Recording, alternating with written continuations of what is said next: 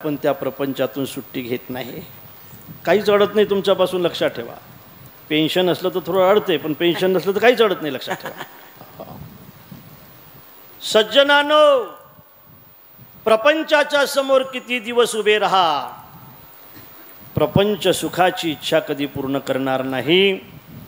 म्हणून माझे महाराज, माझे संभाजी महाराज हे देवाच्या समोर उभे आहेत आणि देवाच्या समोर उभे राहून त्या ठिकाणी देवाला भीक मागतात. कशाची भीक मागतायत?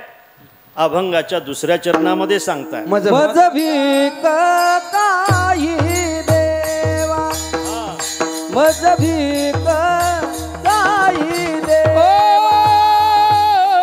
मज भीक काही देवा, हो मज भीक काही देवा.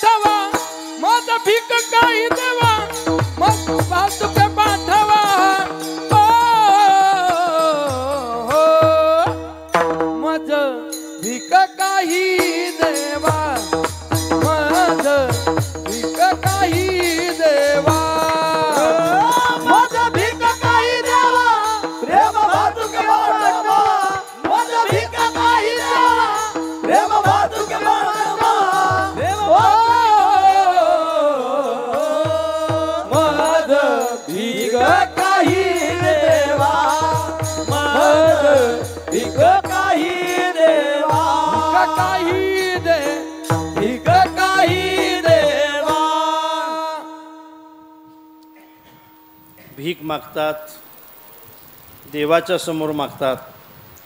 आणि काय मागतायत? 15-20 मिनिटांमध्ये थांबणार आहोत आपण. प्रेमाची भीक मागतात.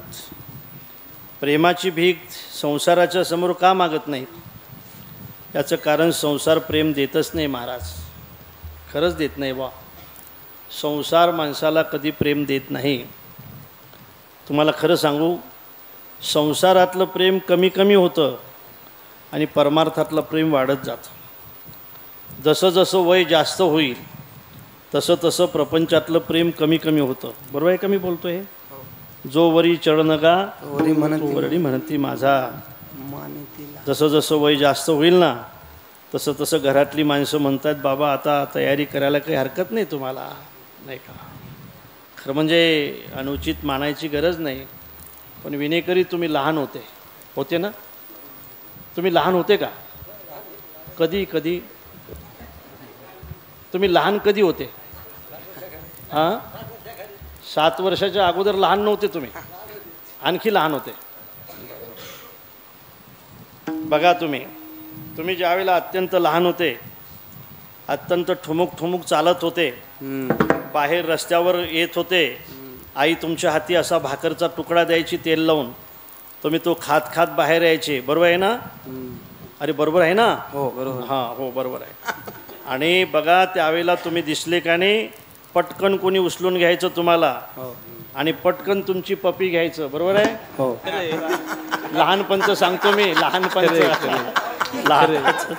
आता नाही लहानपणचं सांगतो.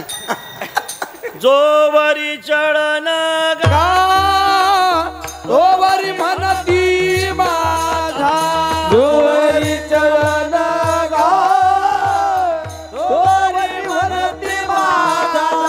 लहान लहान थोर देह सुखाची आकाश, लहान थोर देह सुखाची आकाश.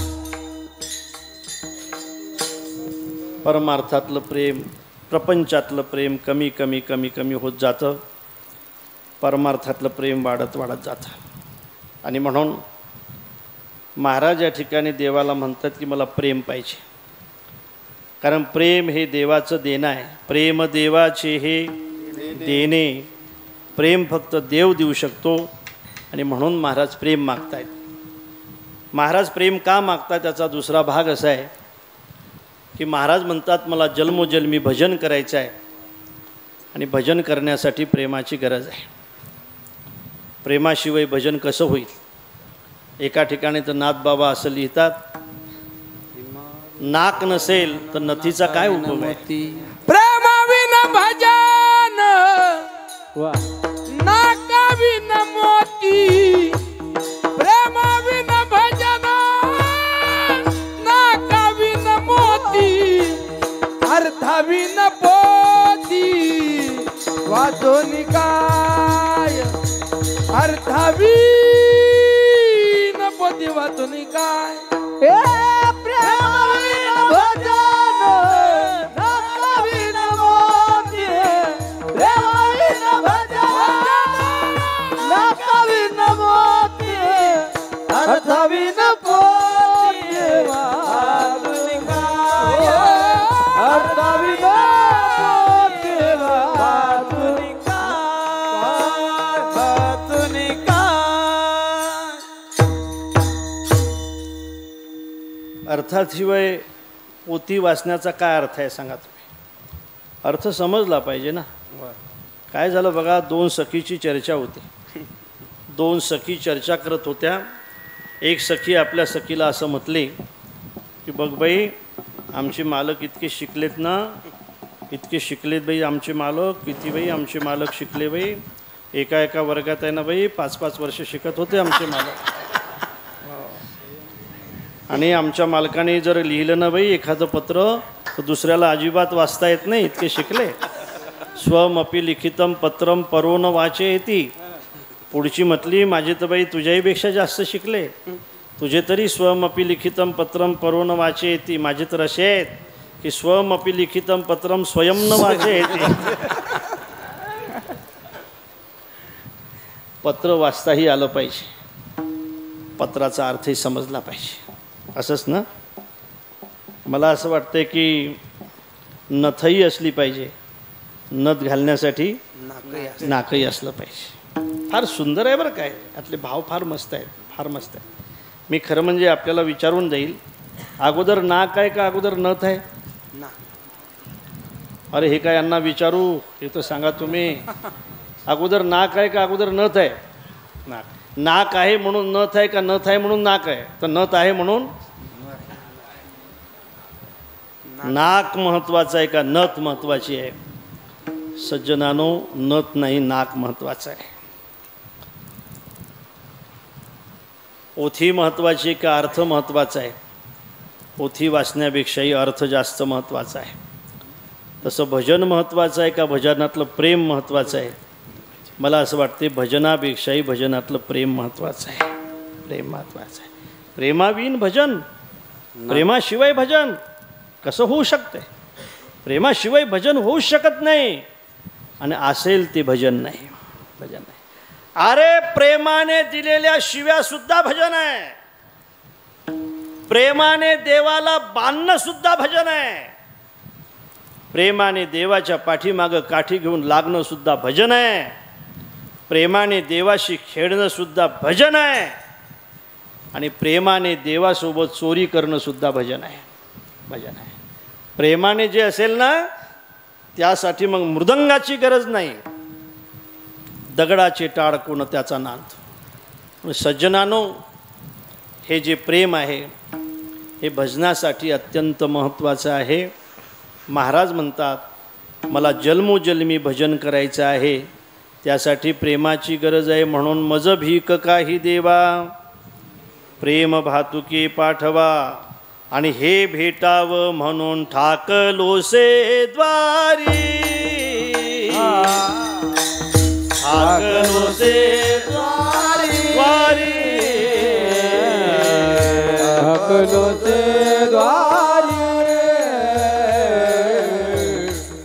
करू ते द्वारी उभायाचा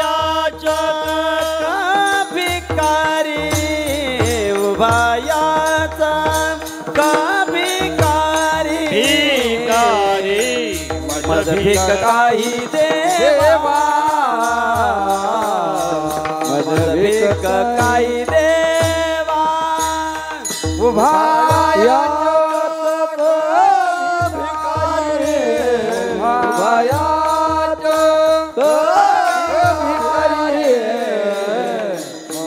भिकारी देवा मज भिकारी देवा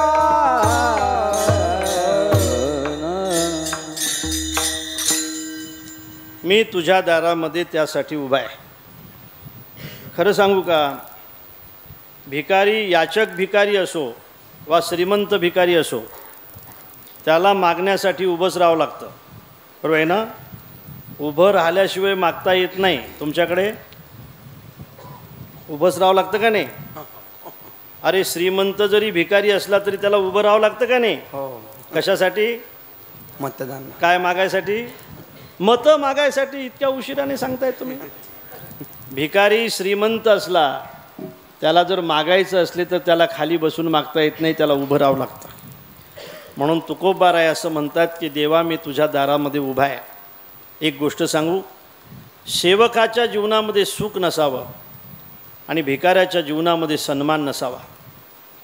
सेवक जर सुखाची इच्छा करत असेल ना, तर समजून चला तो सेवा करण्यासाठी सेवक झाला नाही, तो श्रीमंत होण्यासाठी सेवक झाला आहे. ही माणसं आपल्याला सेवेची संधी मागत असतात. मागतायत ना, सेवेची संधी मागतायत ना. आता त्या संधीचं काय करतात तुम्हाला माहीत आहे. म्हणून सेवकाने सुखाची इच्छा कधी करायची नसते आणि भिकाऱ्याने सन्मानाची इच्छा करायची नसते. खरं सांगू का तुम्हाला, या देशामध्ये मला 2 सेवक दिसतात गळ्या देशाचे. एक प्रधान सेवक आहे, नाही का? प्रधान सेवक तो खरा सेवक आहे. खरा सेवक, बरोबर आहे ना माझं? प्रधान सेवक खरा सेवक आहे.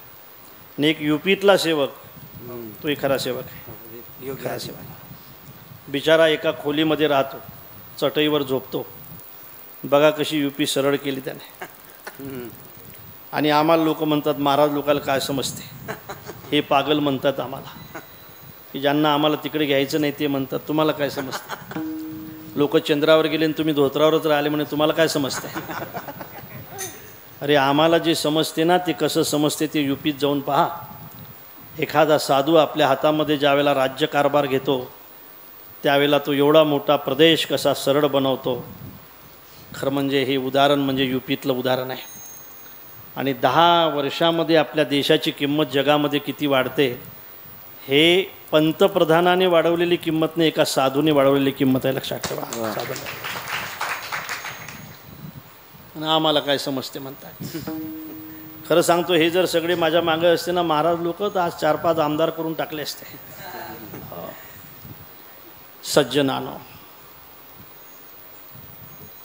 योगी काहीतरी करू शकतात. आणि म्हणून सेवकाच्या जीवनामध्ये सुखाची इच्छा नसली पाहिजे. जो सुखाची इच्छा करत असेल तो सेवक कसा? सेवक नेहमी तत्पर असला पाहिजे, नाही का? सांगितले काम सेवके करावे, सांगितले काम ते होतो पण कामा नाही. सेवकाने सांगितलेलं काम केलं पाहिजे. ज्याच्यासाठी तो खऱ्या अर्थाने नियुक्ती आहे ते काम प्रामाणिकपणे करत असेल तो खरा सेवक आहे. म्हणून सेवकाने सुखाची इच्छा करायची नाही, भिकाऱ्याने सन्मानाची इच्छा करायची नाही. म्हणून त्या ठिकाणी जगद्गुरू तुकोबाराय देवाच्या दारात उभे नाही, बसलेले नाही, देवाच्या दारात उभे आहे. ठाकलोसे द्वारी उभा याचक भिकारी. काय पाहिजे महाराज तुम्हाला? मज भीक काही देवा, प्रेम भातुके पाठवा. मला प्रेमाची भीक पाहिजे.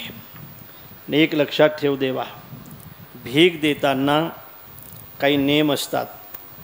श्रीमंत माणसाने भीक देताना भिकाऱ्याचा भार मानायचा नसतो. काय लेका आला, आम्ही किती अडचणीत आहोत, आमचंच तर भागत नाही, तुला कसं काय देणार आम्ही. भिकाऱ्याने श्रीमंताने भिकाऱ्याचा भार मानायचा नाही लेका. तुम्हाला खरं सांगतो, श्रीमंत असेल कोणी तर भिकारी श्रीमंताचा उद्धार करण्यासाठी जन्माला आलेले असतात. तुम्ही दान दिल्याशिवाय तुमचा उद्धार होऊ शकत नाही, म्हणून भिकारी काय केलेत देवाने. याच देशामध्ये असा विचार आहे, अमेरिकेमध्ये भिकारीच नाहीत म्हणून दानही देता येत नाही.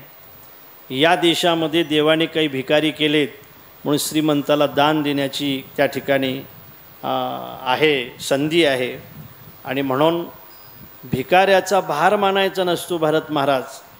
आणि याचकाचा भार, याचकाचा भार, याचकाचा भार, याचकाचा भार, याचकाचा भार, याचकाचा भार, याचकाचा भार, याचकाचा भार. घेऊ नये येरधार, घेऊ नये येरधार, मज भीक काही देवा, मज भीक काही देवा.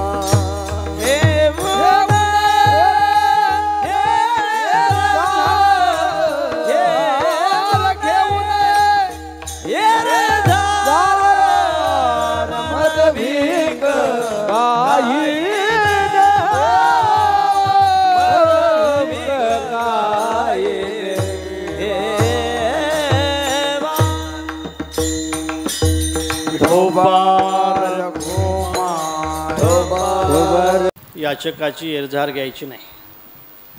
सप्त्याची वर्गणी काला झाल्यानंतर द्यायची असते. पट्टी म्हणतात, पट्टी म्हणतात का इकडे. सप्ताची पट्टी द्यायची असली ना तर त्याला म्हणा ₹1.25 देऊ, घरातले 9 जण जेवायला येऊ. आणि तुमच्या भंडाऱ्यातली जर काही बुंदी शिल्लक राहिली तर घरी घेऊन जाऊ. तुमचा सगळा सप्ताह झाल्यानंतर तुमचा हिशोब घेऊ. आणि आम्हाला जर हिशोब नाही पटला तर दिलेला ₹1.25 वापस. हे सगळं कसं काय तुमच्या पाठ आहे.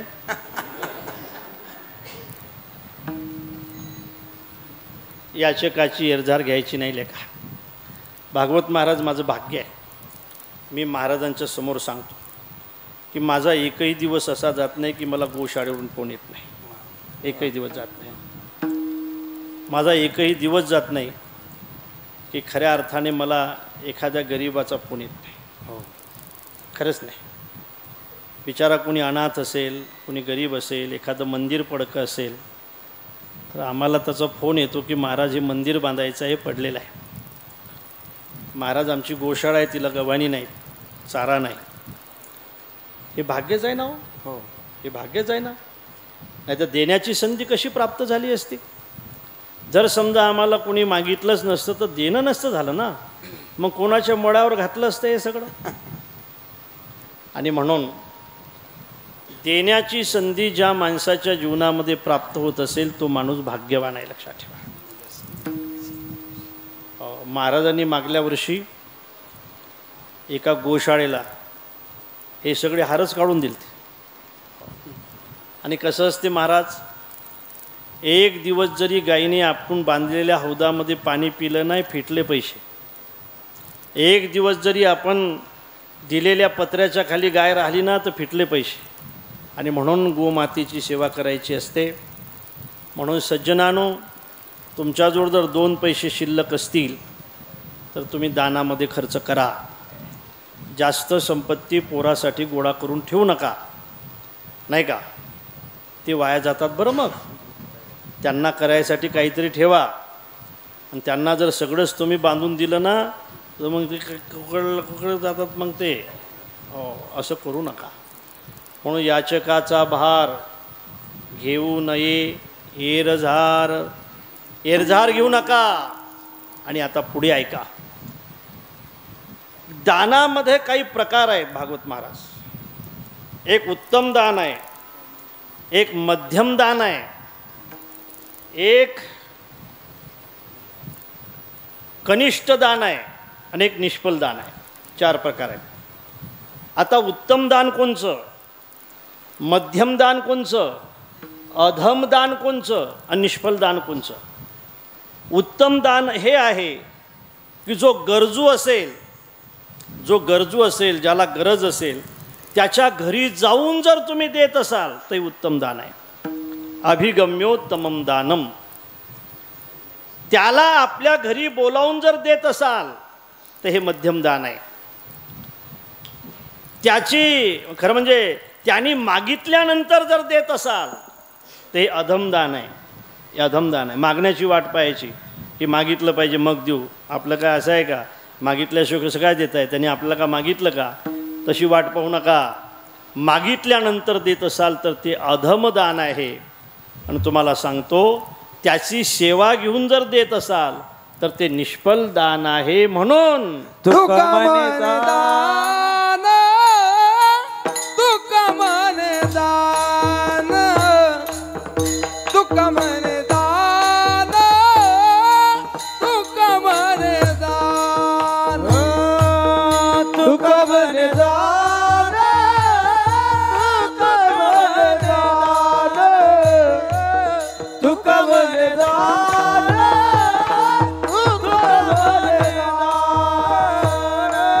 सेवा घेत वाचून, घेतल्या वाचून, आ आ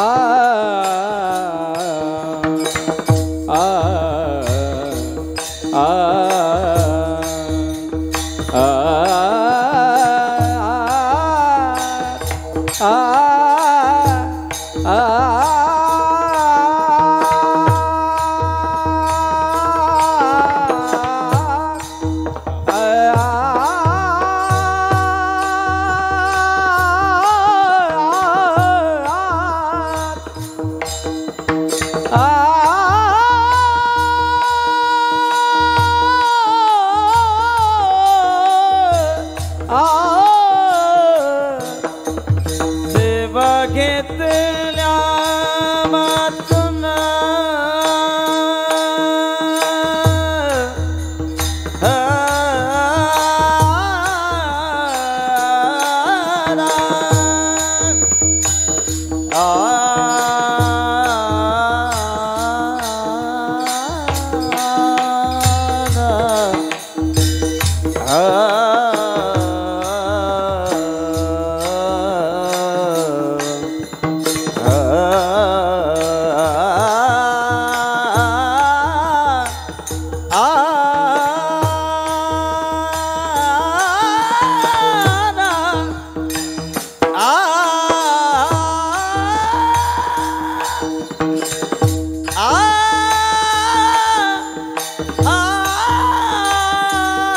सेवा घेतल्या वाचून,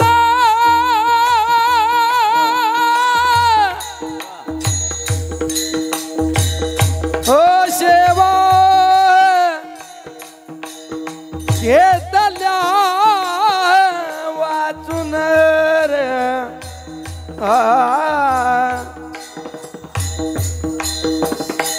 सेवा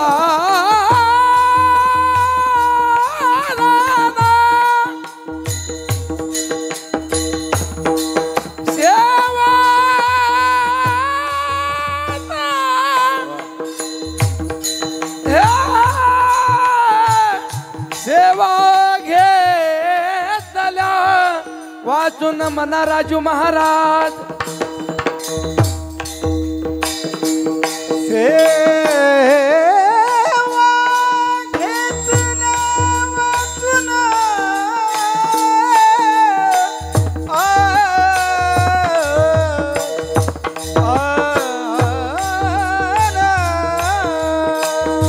सेवा घेत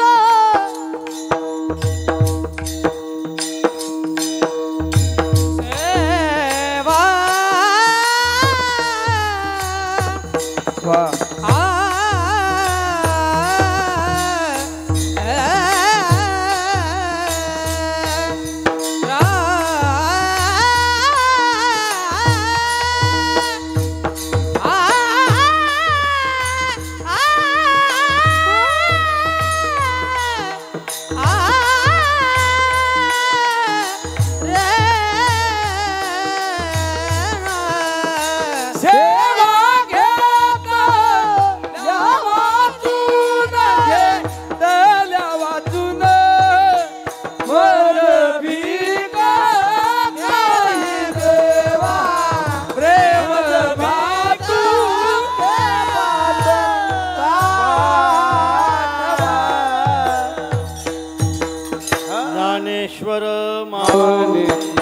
महाराज माऊली